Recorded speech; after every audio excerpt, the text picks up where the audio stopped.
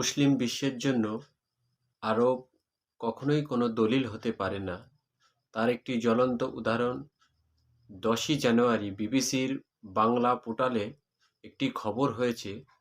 খবরটি ঠিক এরকম, আপনারা ইনসেটে দেখতে পাচ্ছেন বিবিসির সেই বাংলা পোর্টালের একটি স্ক্রিনশট, যেখানে প্রচার করা হয়েছে ভারতের নারী মন্ত্রী শ্রীমতী স্মৃতি ইরানি তিনি আরব সফরে আছেন এবং তিনি বেপরদায় এবং শাড়ি পরে মুসলিমদের প্রধান ইবাদতখানা মসজিদে কাবা, জাবেউল হুদ এবং মদিনার বিভিন্ন নামকরা মসজিদগুলোতে তিনি ভ্রমণ করেছেন এবং সেগুলো ঘুরে ঘুরে দেখেছেন।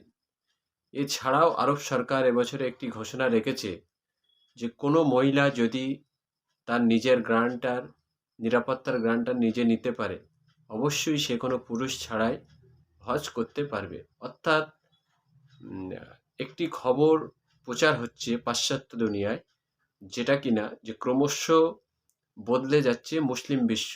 হেডলাইনটি ঠিক এমনটি নয়, হেডলাইনটি হওয়ার কথা ছিল অপ্রত্যাশিতভাবেই বদলে যাচ্ছে আরব দুনিয়া। একজন ফেকা তত্ত্ব ইসলামের আলেম বা মুফতি তারা যে ফতোয়াটি দেবে সেটাই গ্রান্টার। আরব বলে কোনো গ্রান্টার হয় না। কোনো মহিলা একা একা ফরজ হজ করতে পারবে এমন কোনো আইন মুসলিম ফেকা তত্ত্ব আলেম এবং মুফতিরা দেয়নি। অতএব এটা করা যাবে না। কিন্তু আরব সরকার আজকে যেভাবে তাদের রীতিনীতিকে পরিবর্তন করছে, সেটা কখনোই আমাদের মুসলিম ধর্মাবলম্বী মানুষদের জন্য গ্রান্টার হতে পারে না।